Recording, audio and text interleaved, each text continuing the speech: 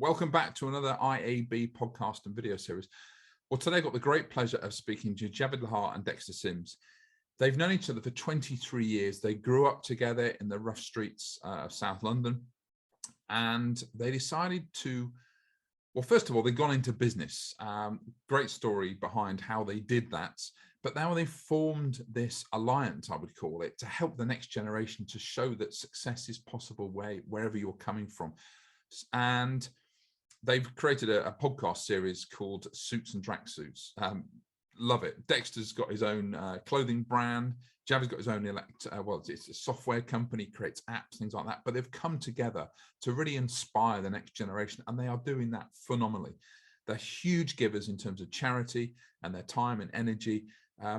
But their inclusion is really important. Now, the last interview I did with Jeanette Beetham, that was all about neurodiversity in terms of giving people the opportunity that maybe have ADHD, dyslexia, dyspraxia, dyscalculia, that kind of stuff. But today we're talking all about inclusion and diversity. So not neuro-inclusion, this was about diversity. Looking at people who've come from a rough background or whatever, we're not all born with a silver spoon in our mouth. And they talk about this, and they are glowing examples of what is possible. It's a really fantastic story. So let's go over the interview now.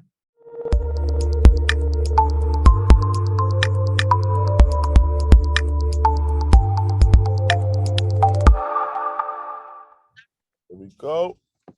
Javed, Dexter, welcome to the podcast and the video show, guys. Really good to have you here. Thanks for having us. That's good. So we met at a speaking gig. It was at the Bournemouth Business Show, all right? And just trying to think of the name of it. I knew exactly where we met, but I can't think of the name of it. But I love what you guys are about. It's a company, as I said on the intro, it's about suits, tracksuits and suits. So tell me a bit more about how it all came together, because the first rule of marketing is essentially find a need in the marketplace, create a product or service, and then sell it at a profit. And that's kind of what you guys have done. And so obviously from your backgrounds as well, you're both South London boys. South London boys, yeah. So how did it all come about, and what's your future? What do you want from the business? Well, do you want me to start, Java? Talk about how it come about. You can talk about the future. Please do. Sounds great. Yeah. So how it actually came about was, if we start from how we came about in terms of we were just getting on with our lives, as we do. Javed was in his corporate life, in and out of jobs, choosing his best, I wouldn't say choosing, but striving towards his best job that he could get within his career. I was on the left-hand side going through an entrepreneurial journey, trying to find myself and trying to create businesses. But then it started when Javed gave me a call. And I'm not sure if he remembers this, but he gave me a text or a call, and he said to me, he loves what I'm doing with my children's holiday club, and he would like to offer a donation towards it. And I thought, oh, that's so nice of you, my brother. Like that, it meant a lot to me. My school friend just phoned me out of the blue, said he's been watching what I've been doing, and he loves what I'm doing, and he wants to contribute. So I thought that was really nice. And I thought, Jav, when we can, let's have a catch up. So we caught up, had a little chin wag and stuff. And I don't know, a synergy started happening in terms of how's your life been? How's your journey been? And then, same with myself, how's my journey been? And then we thought, how about we do a podcast and talk about our backgrounds, where we've come from and the journey we've gone through, etc. We started thinking of names of the podcast. I don't know exactly how it clicked, but in terms of the differences that we both bring to the table, I being black, him being Asian, him in the corporate, I'm being independent. We started thinking of those differences, and, I saw him and I see corporate as suits, people that wear suits and briefcases. Yeah. And, I'm an entrepreneur. I've worked all my life that I can feel comfortable wearing my own clothes and wearing tracksuits. Yeah. So I think the synergy just clicked right then in terms of, should we do a podcast called Suits and Tracksuits? And with working on the podcast, it started to grow. And then we started to realize the power that we actually obtain, to the story being unique, the story being something that can't be copied, the story being something that has taken 25 years to come together, we realize that we have a lot of strength between us with our story, with our podcast being Suits and Tracksuits. Yeah. And we've both felt the exact same feeling of, we want to let other people understand the power of being yourself. Oh, Whether yeah. that is, you're in this culture, you're in that culture, whether you're wearing this tracksuit, whether you're in a suit, whether you're in this job, whether you're independent. You know, the power of being yourself is what's made us get to where we've got to. And throughout our journeys, we realized that cultural barriers, miseducation, lack of understanding of each other, of human races, has led to so many road barriers and blocks. Yeah, crazy. And, you know, it's just started to grow into a monster to understand how much power we have because of our backgrounds, because of our journeys, because of our accomplishments, because of the synergy of being friends for 25 years. Yeah, I want to make Javed take over and tell you what the future holds. I love when you said black and Asian, because I remember, Javed, you said, yeah, Blindian, black and Indian. Blindian, oh, we've got to run with that. I love that. We've got to run with it. Brilliant. So, Javed, Yeah. after you, sir. Yeah. Thank you. Yeah, so Dexter, captures that really well. And I think, just to touch on some of the points he's mentioned, it's just so nice to get in touch with a childhood friend who shares the same vision of the world, wanting to do goodness for society. And I think we're at that stage where we want to give back. We're very grateful to what we've got out of the system. We're grateful for the good we have. And yes, of course, there have been barriers, and some may be related to our backgrounds and some may not be, but we've persevered through them. And essentially what we want to do is share a message of hope, positivity, and also unity. We very much come together on the front of, humanity is one. All humans deserve the same treatment, in the sense of, there should be nothing because of their race or gender or anything that should lead to any treatment otherwise than respect and fairness. And on that point, in terms of what the future looks like and bringing our stories, what we want to do is, well, twofold really. Firstly, we have younger audiences who grew up in backgrounds like ours. We don't come from a wealthy background per se. We've had to work for every penny we have. We've had to go out and grind. Yeah, we've seen all sides of life. I've both Dexter and I have dined and gone to the flashes of places, but at the same time, we grew up in a deprived part of London. And it's through a positive way that we've done this. We've not turned to crime. We've not turned to illegal activities. We've done it through earning an honest living. And that's the message we want to send to kids, which is, look, it doesn't matter about your background. We want you to feel inspired that if we can do it, you can do it. And we've already done school events. We met at the Hampshire Business Show. The next day, we were in Stoke Newington School, where we delivered a message to 250 students. We were told it was the best session of the creative day. And that's the sort of thing we want to do. We want to inspire kids Actually, to say... rewind you with the mayor the night we met. Oh, yeah. Just rewind there. Yeah. You were hanging out with the mayor. That's how fast it's happening, Jules. We're forgetting where we're appearing nowadays. Yeah, so we went straight to the mayor's dinner, which was a beautiful experience. Yeah, fantastic. Absolutely. And to continue on to the corporate path. So, we also feel there's an opportunity for corporates and businesses to understand how to communicate with those from backgrounds like ours. So we feel like there's a whole push on diversity. And again, coming from the corporate space, when I've heard of diversity initiatives, when I've seen them put in place, I've never been asked for my opinion. Other than my current company, I've worked for $2 trillion plus valued companies, the biggest in the world. And I have never, as a diverse person who grew up in one of the most diverse parts of London, paid my way through the education system, done my MBA, self-funded. I have never been asked my opinion, and I found it bizarre that they talk about diversity on stage and have these massive playbooks when I've never been asked my opinion on it. And we do have this sort of playbooks in place. We've got to tick a box to say, have you done the training? Yes, I've done the training. But again, I just felt, if you do take this seriously, considering I've been at certain companies for over 10 years, I should at least been asked for my personal opinions at least once. So that just put into perspective. It really is. A lot of companies just tick a box, and I just think that's just ashamed of themselves. If you're watching this and you've just ticked the box and you're not actually acting on it, you should be ashamed. And it's not even just be ashamed. I think they're also missing the detrimental part in terms of upscaling their organization, because you're not getting the best out of your staff members from your BAME community. You're not attracting the BAME community who could, you know, rocket your cells just through an idea, because, you know, they see things different. A lot of people tend to stray away from different. Whereas now I've started to realize the beauty in different, because you see something different to me. So that means we're going to be able to capture more. Do you understand what I mean? Like if we all see red and then one person sees black, now we can all see red and black. Do you get what I mean? Like we see more. Perspective, it is absolutely, completely agree. Completely agree, yeah. Sorry, Jav, we cut you off in the middle of there, but it's just, I guess me, I get all fired up. So you have to excuse my eye today. Actually, I look like I'm a leftover from Halloween. I managed to sneeze very loudly and bust a blood vessel in my eyes. It's not some kind of weird horror maker. So where are you going? What's next for what you're doing? So you're going into businesses. You said you haven't got your opinion. What actually happened after that? So with the company I worked, well, I no longer work there, and I just decided, because I had to introduce myself 5 times to the same director, who met every time he flew in from the US.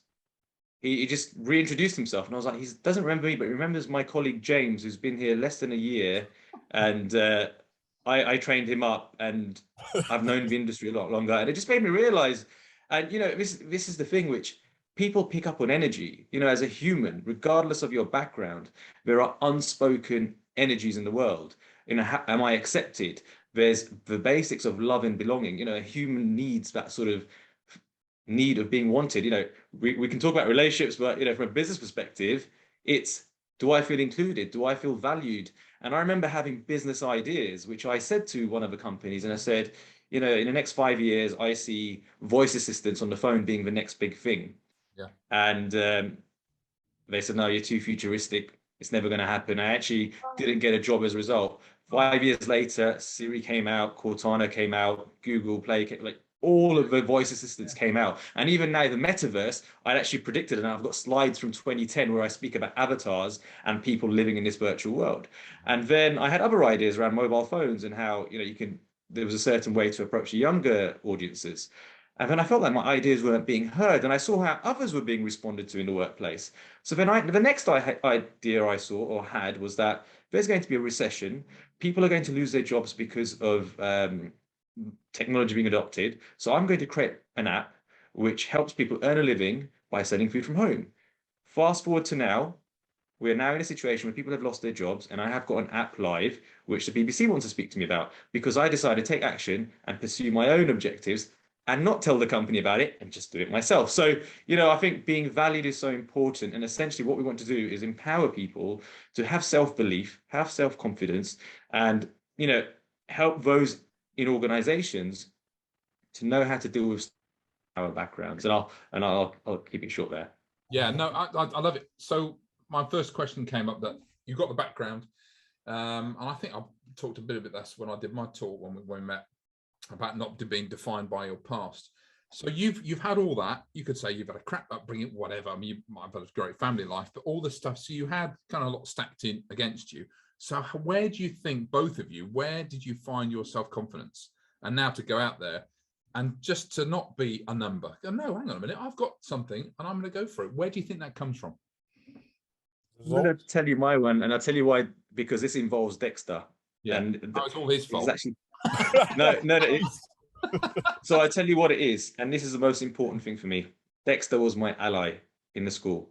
I went to a school which was 95% black, and I was the only Asian kid. Dexter stood up for me when I was about to get my head kicked in for being different, because I once, you know, I would keep quiet and people would come at me, but Dexter stood up for me. And do you know what that allowed me to do? That allowed me to get on with my work and concentrate.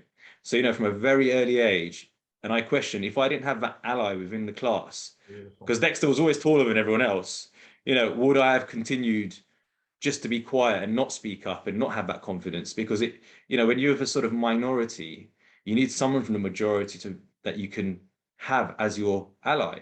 So for me, it was that was an important turning point, and that sort of leads to confidence. And the teachers used to tell me as well, you've got great ideas, but you don't speak up.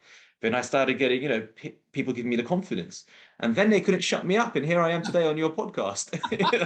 Well, I love this because you look at Dexter's background, and he actually has a halo.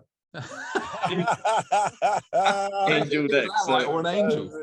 No, but you know what it is, George? It's like my one is a little bit different. My one stems from, I think I've seen the results of where everyone in my culture ends up. Yeah. Well, not everyone, that's rude. But, majority of the people who choose a certain lifestyle.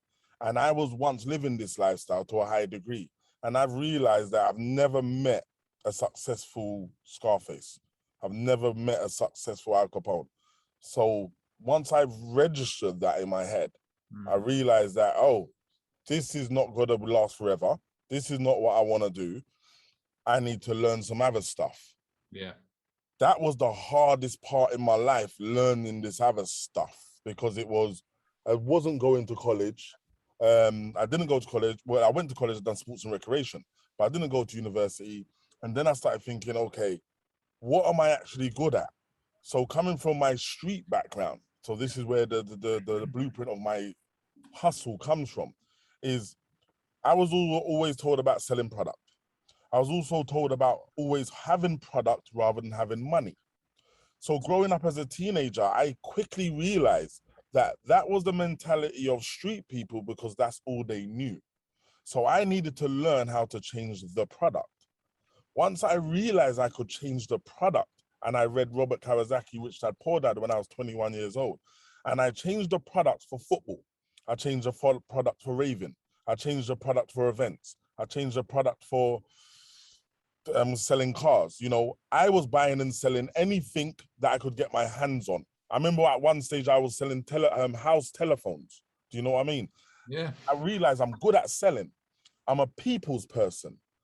Okay, I'm good at organizing. Okay, let me look into business more. And then, like I said earlier on, the more I was seeing results, it just became addictive. It became, I can do what I want. Oh, this is giving me confidence. Oh, this is making me do more. Oh, this is making me think there's no such word as failure, because I have failed many times. Yeah. But failure just means I have no more money. I've had no more money loads of times. I forgot who said that, but you were failing forward. Yeah, failing forward. You know what I mean? I've had no money loads of times. So that's not failure to me. I need to now know, what did I learn? And then along the way, the more I learned, the more I failed, the more I became successful, the more confident I became. And then my confidence became so peak that someone asked me one day, so you see, when you go out and talk, and how come you just go out and you're just fluent and you just talk? I tell you what, it's because I talk about stuff I know about. I don't talk about stuff I don't know about. If I talk about something else, like religion, for instance, I'm sorry, I don't know a lot of stuff, and I'll keep quiet. But yeah, I've learned a lot about business because I've been hands-on, getting dirty, late nights, and traveling far, or only got 10 left, or only, got to change 4 or 5 t-shirts into 20 t-shirts. So yeah, because you've got Javed, I'm going to come back to you in a minute, because you've got your Muller Cake brand, your clothing brand, which is fantastic. And I've seen you following you, both of you, on Instagram. It's like a Starsky and Hutch when you're both cruising around in the car. That's hilarious. I don't know if you remember that. Yeah. But you've got your all different brands, all different things you're doing. So if someone, Javed, I'll come to you actually. So someone's watching this and thinking, okay, yeah, I've had a rough background or whatever, and I haven't had someone who looks up to me, or looks after me. I haven't got the angel with the halo around his head.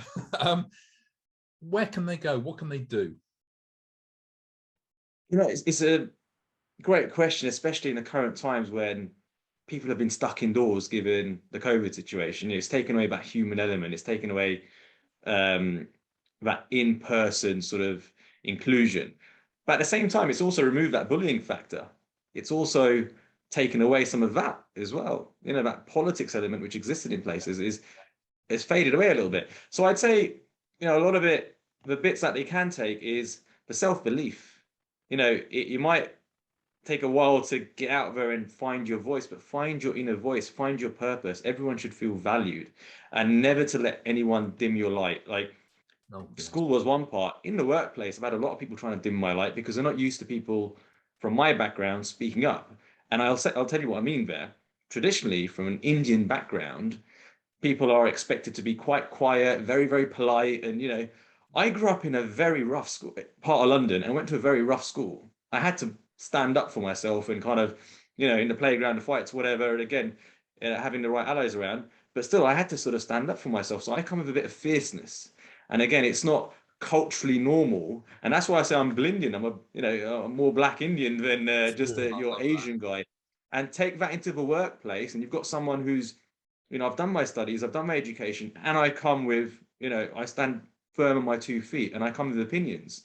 Yeah. That combination can be hard for some people to accept. And I'm fine with them not having to listen, and I will go where it's accepted. People's opinion is not nothing to do with you. That's nothing right. to do with it. Can I add to that? One of the pieces of advice I would give to someone who's, coming from a cultural background, coming from a hard background, or growing up with no self-belief, I would say, and this is a real recommendation I found out later on in my life, is to speak to people. Be open, and I mean people. I'm talking about your shopkeeper. I'm talking about the parents outside your children's school. I'm talking about the teacher. I'm talking about, because these people will identify something in you that you may not be able to see. These people would identify opportunities around you that you might not be able to see.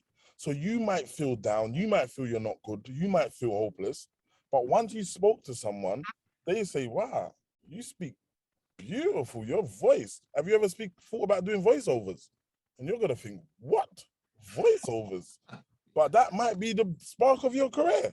Do you know what I mean? It's speaking to different cultures, different people in different sectors has really, really I think that also comes under be willing to learn. Don't go out there and sort of, you've got air of confidence, but be humble as well, and never stop learning is really important. Yeah, and I think that's what I thought about when I shot my shot at Karen. I know where I am in life, but I know where Karen is in life. So I'm willing to learn if she was willing to teach. Do you know what I mean? So yeah, totally get it. Brilliant. So what's next? To the point. Sorry, Javed. Just to say around the mindset when it comes to, it's that asking questions like Dexter mentioned, speak to people around you and everyone. But it's that growth mindset, right? Be a learn it all, not a know it all. So the book Mindset by Carol Dweck, I think, was one of the biggest life changes for me. It's quite, you can come across when you're talking about your story, like, is that ego? Is that overconfidence? But at the same time, you have to sell yourself, because to be taken seriously, you need accolades or some sort of credentials that people listen to. And we're grateful that we've done the things we have. Dexter, we've got, award-winning entrepreneur. I've had my Forbes Council acceptance, and I write for Forbes. Like, we've got our things that we bring to the table. So we're grateful we do that. But again, being humble is important to us as well. Oh, I love it. I love it. So what is the future for you two then? Apart from world domination and moon. I'll be honest, starting to look at the politics, you know what I mean? You got to change it from the top. Got to change the system, mate. You got to change the educational system. We got to change the corporate system. We got to give some self-belief into these youngsters. I tell you a joke, which is not a joke, but the future holds a mini Javed and Dex. That's what it holds. Yeah, we want kids. Did your partners know about this yet? Do they? He's hearing. We want children to grow up and say, I want to be Dex. I want to be Javed. I want to be SuitsnTracksuits. I'm Suits. I'm Tracksuits. Do you know what I mean? Brilliant. Yeah. Brilliant. So, three questions. One for each. So, Javed, I'm going to come to you. Tell me something that not many people know. The problem is with this, because there's two of you, Dex, you're going to have time to think about this. Yeah. Javed, tell me something not many people know about you. Something that many people know. I was invited to Buckingham Palace for dinner and met Prince Charles for some of my charity work, where I support South Asia through a charity called the British Asian Trust. So the diaspora here are helping those in South Asia. So yeah, grateful to have dinner in Buckingham Palace. Beautiful, beautiful. Thanks. You, not something not many people know about you. It's very hard. Because I talk my life story every day. You're So a I champion remember- ping pong player. I don't know what. Yeah, well, that's what I mean. I would have said when you just said that, I would have said snooker. You know what I mean? I post that I play snooker, so I'm good at every single ball sport. You know, I don't know why, but yeah, my eye to hand ball coordination is superb. You know, tennis, table tennis, golf, cricket, football, basketball, volleyball, netball, all of it. Brilliant, I brilliant. really love it. Yeah. Right. So the penultimate question, I'll start with you then, Dex. So this is your last day on Earth. I asked everyone this. So it's your last day on Earth. Everything, this podcast is gone. Everything you've written, your brands, the awards, everything's disappeared. It's no longer here. You can leave the planet with one piece of advice. What would it be? So Javed, you've got time to think about this now. Wow. Now, don't think about it too much. Come from the All heart. right, cool. I've got one thing to leave the blur. Listen. Try and master yourself. Oh, I love that. Yeah, brilliant. Yeah. Because That one's gone now. You can't use that. what you just said about don't think about it, that's why it came serious. It's serious. Just think about yourself. Stop thinking about everything else. Just master yourself and you'll be great. Master yourself. Beautiful. I like I that. think you got to try and one up that, I think. My one is to come from a place of love. Oh, so many. And I'll tell you why. That's a good one. And I'll tell you what. So before my granddad passed, he said to me, he goes, this world, and in fact, these were his last words before his passing, which is, this world is about mohabbat. And the word mohabbat in the language Hindi means to love. Oh. And he had such a diverse range of friends from all backgrounds, and that stuck with me. Start with love. Everything from love. What's the word again? Mohabbat. Mohabbat. Oh, I've got goosebumps. I love that. So many people talk. In fact, I mentioned this on social media. I said I've done thousands of interviews now. And when I asked that question, 85 to 90% of people talk about love. Love more, love your family or whatever. Just, I love that. But yeah, fantastic. Now you're making me sound selfish now, Jav. No, but see, it's yours, Dex, comes from a place of self-love. And I've always said, once you love yourself, the world will follow suit. So master yourself. What can you do? Get uncomfortable. Push yourself. I talk about resilience a lot. I do a lot of crazy athletic stuff. So when you come through it and you learn more about yourself. Yeah, no, I'm not going to cut you here. You swim in the sea, bruv. You swim in the sea, bruv. I was there this morning. This morning. You are a legend. Yeah, that's serious. That's not a idiot. That's pushing you. You're an idiot. No wetsuit. The only time I wear a wetsuit is when I'm competing in a triathlon. I hate wetsuits. You have to wear them in a triathlon. But yeah, no, it's all year round. March is the coldest time of the year. That's when you become action man, not because you've got grip, it's because there's nothing, everything's disappeared. Bless you. Anyway, good on you, mate. You're a warrior. So, last question, you can both answer this. Where can people get hold of you? Well, as a duo, Suits and Tracksuits, we're gonna carry that name forever. So we want you to just not even think about what platform, just type in Suits and Tracksuits, and you will find us on all the socials, whether it's now it's Meta or whether it's Spotify, whether it's iTunes and stuff like that. But as a duo, Suits and Tracksuits, just type in the word. We want that word to be sitting in everyone's head. Well, we'll put the link on the because this goes out on Spotify, goes out on YouTube, goes on the website and all the rest of it. So we'll put it all out there. Yeah. Both of you, I always say you can earn more money, but you can never earn more time. So your time with me today, and for people watching this as well, thank you so much. Really appreciate it. Thank you for having us. Really appreciate it. Thank you. Yeah, definitely. I'm really happy that we was able to come on your platform and bless it with a couple of gems and, speak to a legend like yourself. Oh. A legend. You're a legend in my eyes, mate. You swim in the sea. You're a legend. That's it. Done. Brilliant. Guys, thank you so much. So that's it. Don't forget to subscribe on the channel. Until next time, all the best.